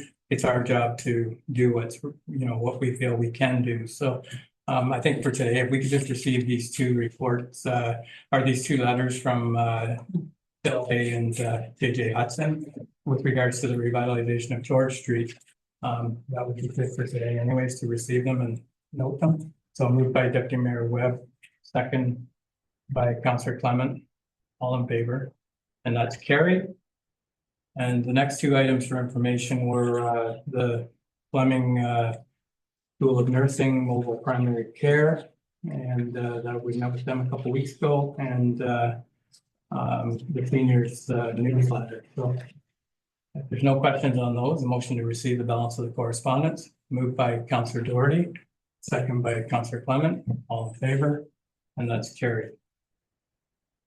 Okay, so the next item on here is liaison reports, and we had a short meeting last week with county. Do you have anything to report there? No, not really for county. It's overloaded to the other business. The police service support stuff was there, but I think it's in another. I think later. Sorry, yeah. Oh, okay. For county, yeah. No. Okay. So for liaison reports, Ram the Cruiser was April 5th, Jerry. for community policing. Is there anything you want to speak to on that or? No, other than for the day and the length of time that we were there, because we cut it back because it was a very sunny day. And it is like $782, which I thought was incredible for the 2 hours on the day. So thank you, everybody. Good. All right. So the next item here is the OPP budget for approval. Art? Yeah, there's the budget for the Police Services Board. It's all laid out there. Jen did a nice job. I think everything's kind of explained. There's headers for everything. Any comments or questions from anybody? I'm willing to try to answer them. Questions around that? The motion would be to approve the budget for the police board. Okay, somebody want to move that? Moving that or just? Yeah, no, we have to approve it. Oh, Yeah, okay. it has to be Okay. approved by the municipalities to go back to the board. Okay, so moved by Councillor Clement, second. Maybe one second. Okay, Deputy Mayor Webb. Okay, any questions? All in favor? And that's carried. We don't have any written notice of motion. Is there any notice of motion for today's meeting? Oh, sorry, did I skip one? I did. Matheson. Sorry, Art. Yeah. We just had our first meeting of the Matheson / Parks Committee now, last week. Good meeting, kind of more of an introductory meeting. There's a few issues there I think I see we're dealing with still, not and whatnot. Had a good discussion around the knotweed, so I'm looking to expand our education into it. With a few members there that seem to have more knowledge than I. There are other members, so with experience with it. So if we move ahead with any of this, council will bring a report back to council, but we're still kind of trying to figure out this knotweed situation. It's along King Street and on the edge of the Matheson property up there. Okay. Yeah, all over the place. And that, well, sorry, thank you, Mr. Mayor. In that meeting, I'm finding out that, yeah, it's back on forward. It's in numerous regions in our community. So in terms of how to deal with it, I haven't figured that out yet, but it's almost as popular as poison ivy. Getting to be worse. So yeah. So okay, Terry. Through you, Mr. Mayor. I thought we had some expert from the county that was providing some input and they had offered some solutions, or did I doze off at that meeting as well? There's always a possibility but I think with what you're referring to, Bob, maybe you can explain. Yes, we did have an inspector, I believe, from Peterborough, I don't know, City of Peterborough, Peterborough County. Yes, through you, Mayor Martin. So on page 192 of your agenda package, there is the report from the county weed inspector. She did come and have a look and review the extent of the problem here in HBM. There are no easy solutions to this one, as explained in her correspondence. Certainly directing us to the Invasive Species Center. Apparently there are some new possibilities for treatment, and that is something that the Matheson Property and Parks Committee did discuss and will be looking at. Okay, so for today, I'll be receiving the reports from community policing in the Matheson property meeting. So motion to receive those moved by Deputy Mayor Webb, second by Councillor Flagler. All in favor? And that's carried. Okay, so we don't have any written notice of motion. Is there any oral notice of motion for today? Other business.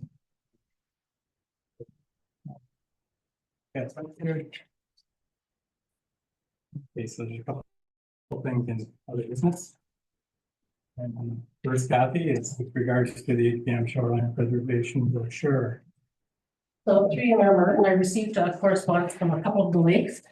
We put a pamphlet, one hasn't been done recently, but they've revamped it. They'd like to pick up the cost of it. It's about shoreline preservation. It's two particular lakes. I think it's a great initiative, and I'd like council to back me on, we would pay for the pamphlets. We've done it in the past. I believe it's around $1,100 for 2 lakes, and they'd like to have it out later, and probably come from council initiative. Okay. Yep, Deputy Mayor Webb, go ahead. So just what 2 lakes were we talking about, Councillor? Caution Jacks. Okay, and is this we planning to expand? Like, We could look at it, yes. well, basically what I'm getting at with the brochure, is it a brochure? Is the brochure specific to each lake? No. No. No. So is it something then we could expand? Absolutely. Now, I love the idea. When we talked to the lakes, this is something they've asked for. We discussed earlier in the meeting, our environmental grants. Is this something that we could look at? I know it's separate, but I mean, it's also. Well, I won't get down that road. Maybe this is something moving into next year we can look at. So with that. I don't think we have time right now. Okay, Kurt. I would like to, can we examine the cost on if we did it for all the lakes, not just the 2? Yeah, like it should be anyways. Okay, yeah. Like it should be HBMLA that it's too bad it's the 2 lakes, but the HBMLA.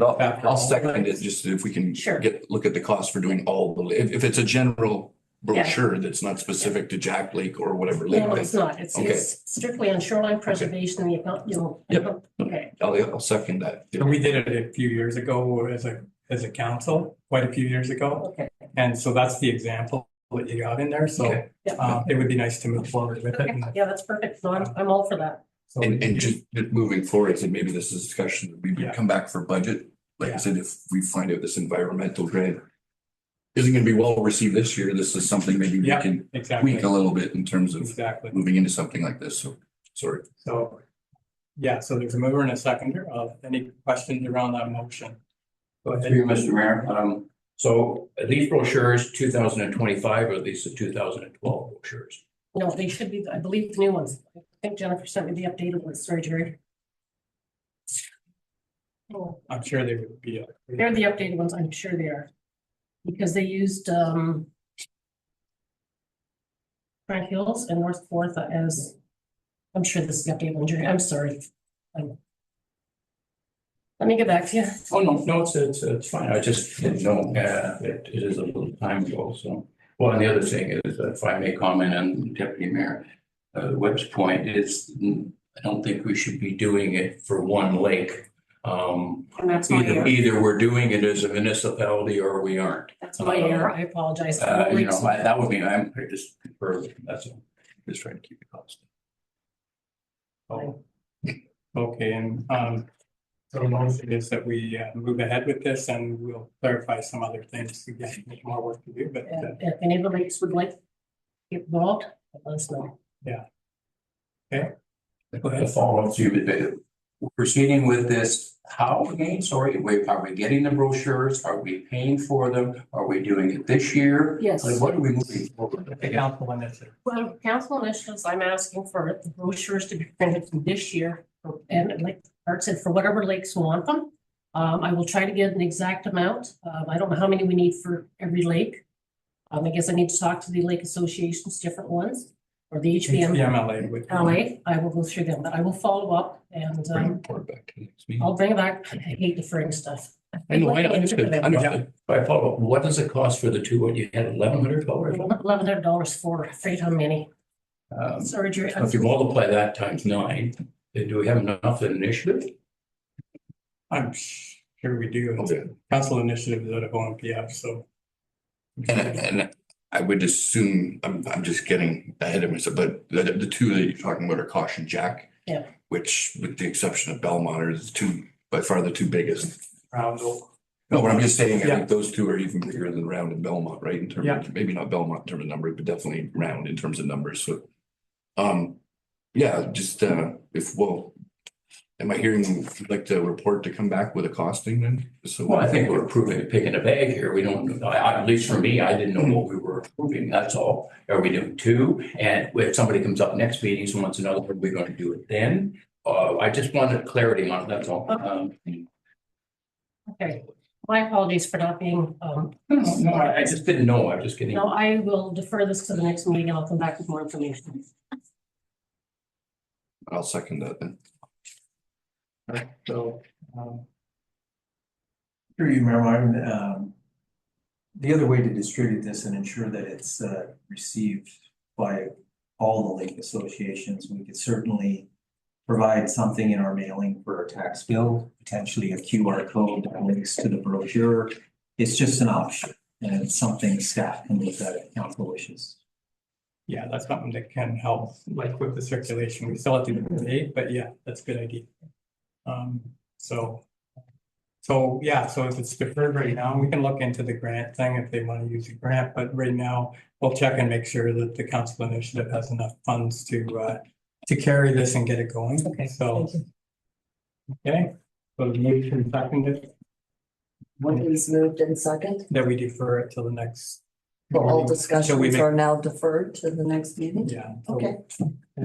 So, all in favor of the motion? Carried. Okay, the next item here is something that I'm just kind of, last year there was some issues around holding a car show within Havelock-Belmont-Methuen around insurance and things like that. So I don't know who this is directed to, whether it's the Lions or it's our economic development. But I'm just kind of getting something rolling here as we lead into the summer that there was some groups last year that wanted to hold car shows.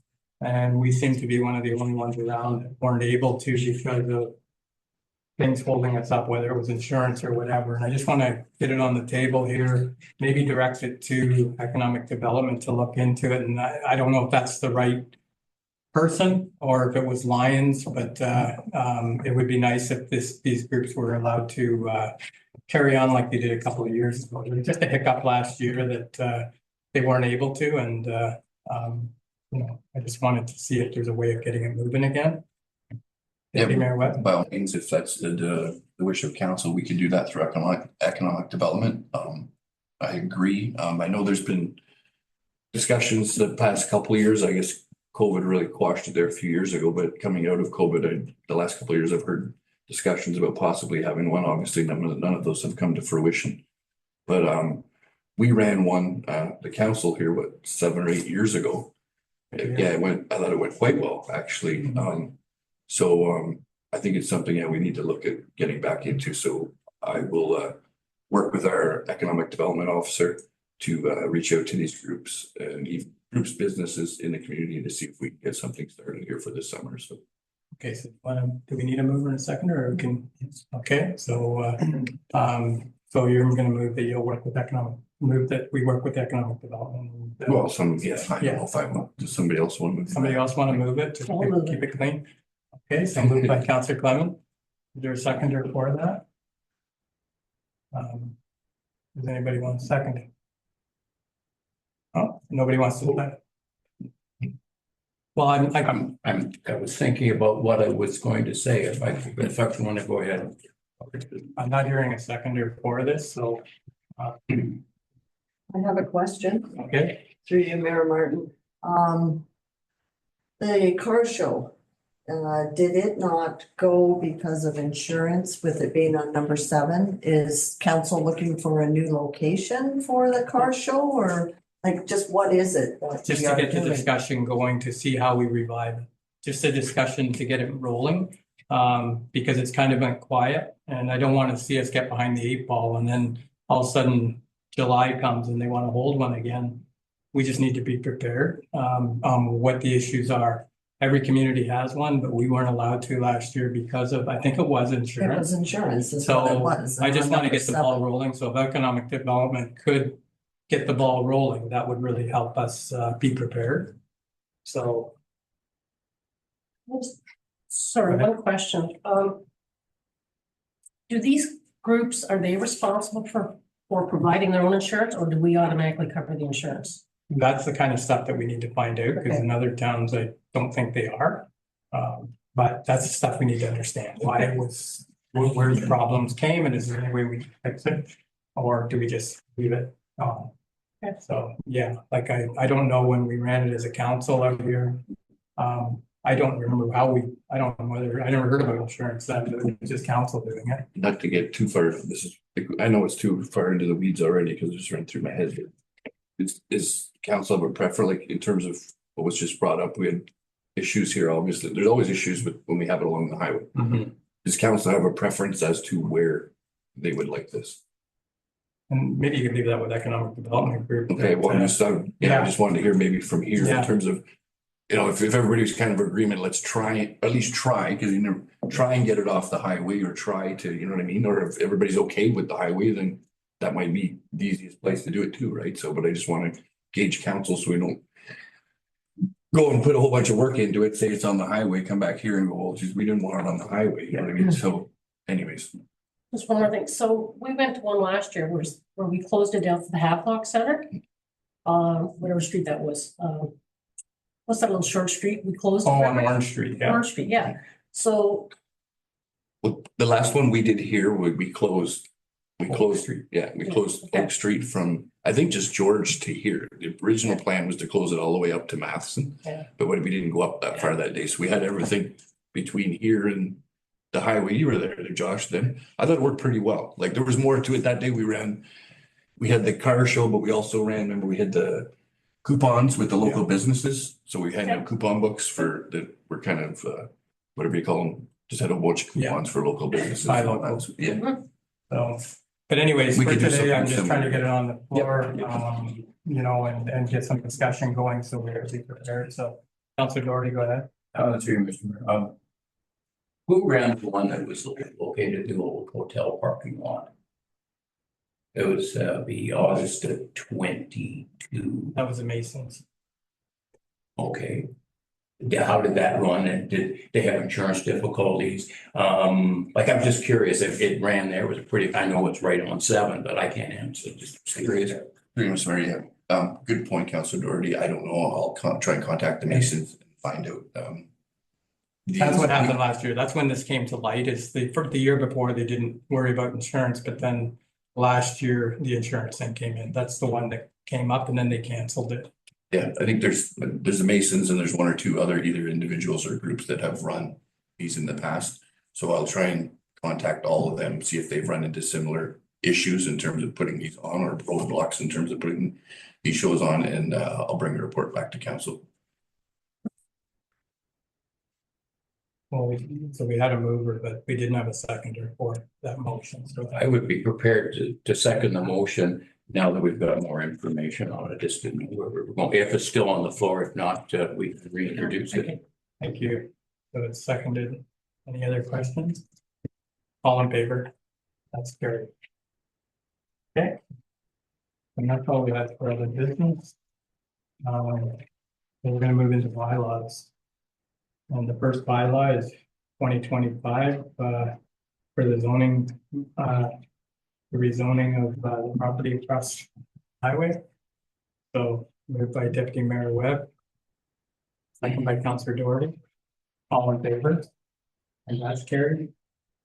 The next bylaw is to lift the holding for cousins, bylaw 2025-028. Moved by Councilor Clement, second by Councilor Doherty. All in favor? Carried. The next one is bylaw 2025-029, another holding provision for Pixel and Renzo.